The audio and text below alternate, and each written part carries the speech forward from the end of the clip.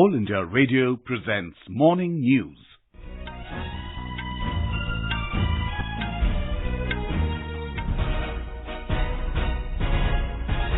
Good morning, I'm Sanjay Mattu. The headlines. India and Bangladesh sign MOU for setting up coastal surveillance radar system in Bangladesh. Economic Offences Wing of Mumbai Police arrests former chairman of PMC Bank, Waryam Singh, for alleged 4,355 crore rupees scam. Supreme Court says road traffic offences can also be prosecuted under the Indian Penal Code. CSIR develops green crackers, keeping in view pollution and health hazards. Maha DurgaAshtami is being celebrated in different parts of the country today. And in cricket, South Africa to chase a victory target of 395 runs set by India on the last day of the first test in Visakhapatnam.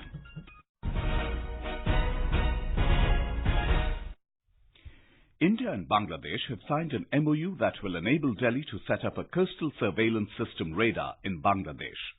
The two countries signed 7 agreements in New Delhi yesterday after talks between Prime Minister Narendra Modi and his Bangladesh counterpart Sheikh Hasina.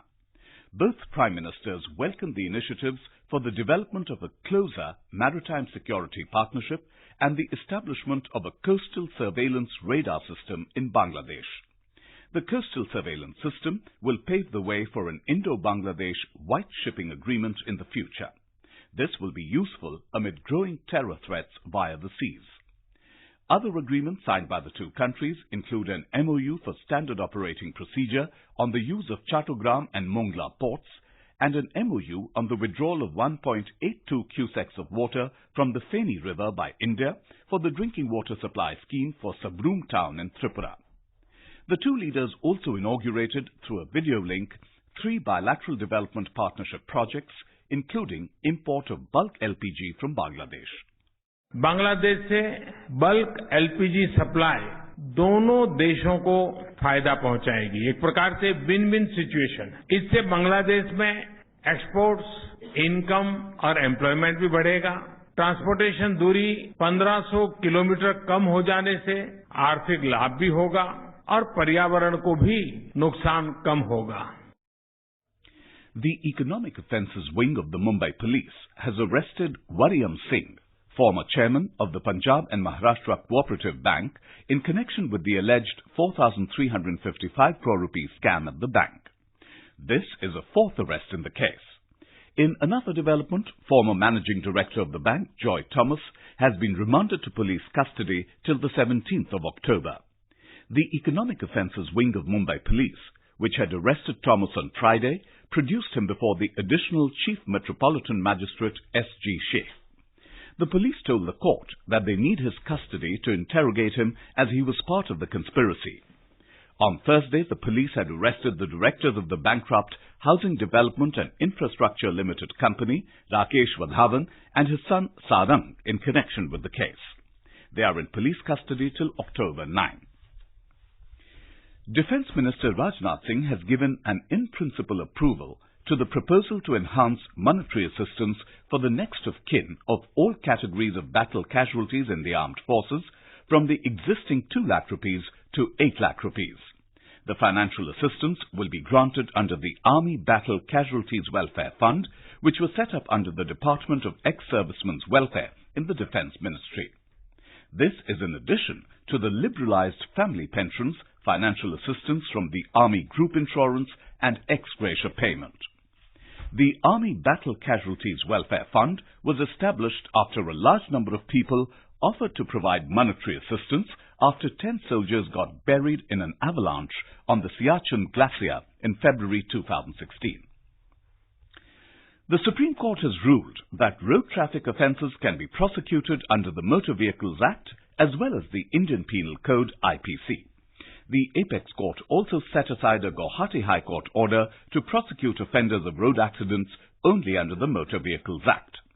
The punishment for offenders in motor vehicle accidents under the IPC is stricter compared to the Motor Vehicles Act. A bench comprising Justices Indu Malhotra and Justice Sanjeev Khanna said the sentence imposed by courts should be commensurate with the seriousness of the offence and should have a deterrent effect on wrongdoers. Scrutiny of nominations was held yesterday for assembly elections in Maharashtra and Haryana. Candidates can withdraw their nominations till tomorrow in both the states. They will go to the polls on the 21st of October and counting will be taken up on the 24th. A report from our Mumbai correspondent. After scrutiny of applications, nominations of 798 candidates were rejected while those of 4,739 candidates were found to be valid. A total of 5,543 applications were filed by candidates from different parties. The BJP has given special responsibility to conduct campaigning in East Vidarbha constituency to State Energy Minister Chandrasekhar Bavankurhe, who was denied ticket this time from the Kampi Assembly seat. Member of Parliament from Pune, Girish Bapat will look after the campaign for Kothurod constituency, where State BJP Chief Chandrakant Patil is contesting. With Nivedita Borkar, Kunal Shinde, AIR News, Mumbai. Union Minister and senior BJP leader Prakash Javadekar exuded confidence that the BJP and Shiv Sena together will win more than 200 seats in the upcoming Maharashtra Assembly polls. In an interview with a news agency, Javadekar also expressed confidence that the two parties together will comfortably get a majority in the Maharashtra Assembly polls. Our Chandigarh correspondent has filed this report on political activities in Haryana. After the resignation of Ashok Tawar, the politics in Haryana has taken new turn. Ashok Tawar has made serious allegations against his party, and Haryana Chief Minister Manohar Lal, citing the statements of Ashok Tawar, has said Congress has history of corruption and money culture. Rejecting the possibilities of joining BJP by Tawar, Chief Minister said that BJP has not made any contact with Tawar. Meanwhile, the Huda group has started criticizing the former Haryana Congress president. If Congress leader Captain Ajay Singh Yadav has described the resignation of Tawar unfortunate, the senior leader Karan Dalal has said now the Congress is in safe hands. Ashwini Kumar Sharma, AIR News, Chandigarh. This is All India Radio giving you the news. For quick news updates, follow us on Twitter @AIR News Alerts and the News on AIR app. The Council of Scientific and Industrial Research, CSIR, has come up with new and improved formulations in the manufacture of sound-emitting crackers and other fireworks, keeping in view the pollution hazard and health risks. Health and Family Welfare Minister Dr. Harshvardhan displayed some of the popular products developed by CSIR at a press conference in New Delhi yesterday. He announced that the products developed by CSIR are available in the market for consumers and for the sellers. आवाज करने वाले पटाखे, अनार, pencil, चक्री, फुलझड़ियाँ, ऐसे उपयोग में लाए जाने वाले जो है, ये सब अब बनकर तैयार भी हो गए हैं और बाजार में अब उपलब्ध भी हो गए हैं. The minister said that nearly 230 MOUs and 165 non-disclosure agreements have been signed with the manufacturers of fireworks. He said the new formulations for green crackers were based on the suggestions made by the Supreme Court. He informed the price of the new products will be either less or equal to their market value. DurgaAshtami or Maha DurgaAshtami is being celebrated in different parts of the country today. Maha DurgaAshtami, which is the third day of Durga Puja, is considered to be the most important day of the festival. The day is usually marked with rituals like Kumari Puja and the Sandhi Puja. A report from our Kolkata correspondent. Wearing new garments, people are going to Durga pandals to offer Anjali on Maha DurgaAshtami morning, which will start within a short while. In the evening, Sandhi Puja will be performed at various pandals. Hundreds of people have gathered at Belur Math to witness Kumari Puja. Blowing of conch shells and sounds of dhakis at community puja pandals have created an extra punch on the celebrations of Maha DurgaAshtami morning. Arijit Chakraborty, AIR News, Kolkata. In Uttar Pradesh, Maha DurgaAshtami or DurgaAshtami is being celebrated with gaiety and religious fervour across the state. More from our correspondent. A large number of devotees flocked this morning at Durga Puja pandals and temples to offer their worship to Goddess Durga. The rituals begin with Kumari Puja, where girls are worshipped as the goddess. Temples, particularly of Goddess Durga, have been decorated richly and elaborate security arrangements have been made at all temples to regulate the rush. A large number of devotees are gathered at famous Vindhyavasini temple in Mirzapur district, Devi Patan temple in Balrampur district and Maha Shakamari Devi at Saharanpur to offer their prayers. Navratri fast will be concluded tomorrow and Vijayadashmi will be celebrated day after tomorrow. MS Yadav, AIR News, Lucknow. The festivities of Navratri Mahotsav are at their peak in Gujarat. On the occasion of Ashtami today, special pujas will be held at temples. A report. The celebrations of Navratri in Gujarat have reached on its peak. Big cities like Ahmedabad, Vadodara, Surat and Rajkot are witnessing dandiyas and garbas up to late night. The ancient garbas and street garbas remain the center of attraction. Divyang girls and boys are also playing garba and dandiya at Blind People's Association in Ahmedabad and Krishna Kumar Singhji and Udyog-shala in Bhavnagar. Large number of devotees are reaching at Ambaji Temple in North Gujarat and Mata Namad in Kutch for puja and havan on the occasion of Ashtami today. Yogesh Pandya, AIR News, Ahmedabad. President Ramnath Kovind and Prime Minister Narendra Modi have greeted the people on the occasion of Maha Ashtami. In his message, Mr. Kovind said, Durga Puja symbolizes the victory of good over evil and also strengthens the belief that ultimately truth and justice prevail. He said this belief inspires people to follow the path of honesty, truth and justice. In a tweet, the Prime Minister wished the people that Goddess Durga would bring happiness, good luck and prosperity in their lives.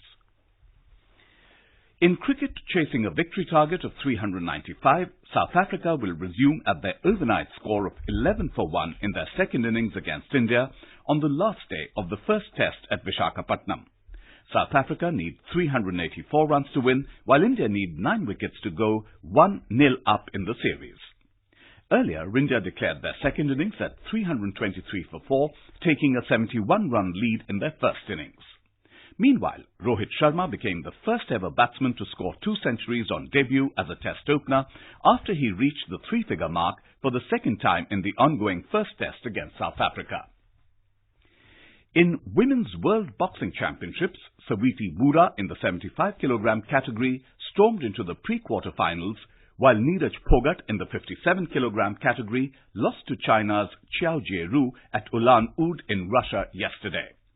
Saviti Bura registered a comfortable 5-0 win against Mongolia's Myagmarjargal Munkhbat, setting a pre-quarters clash with Wales' second-seeded Lauren Price. The United Nations has called for an end to the loss of life in Iraq as the death toll from anti-government protests nears 100.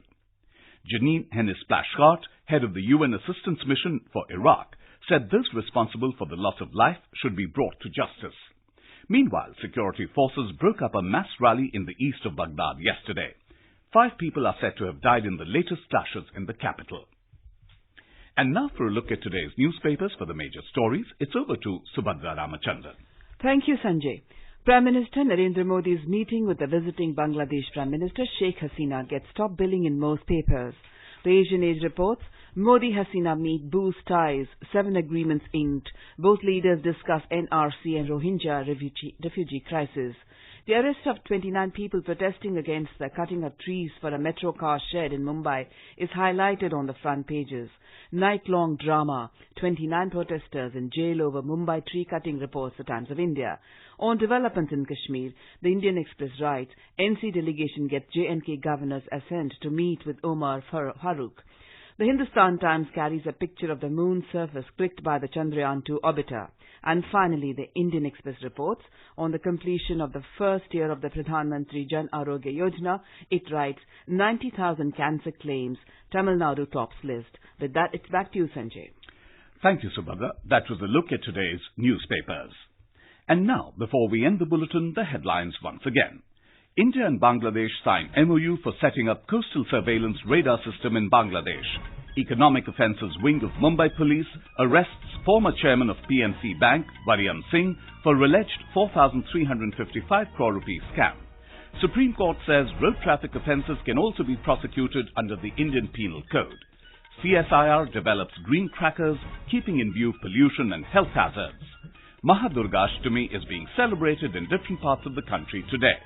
And in cricket, South Africa to chase a victory target of 395 runs set by India on the last day of the first test in Visakhapatnam.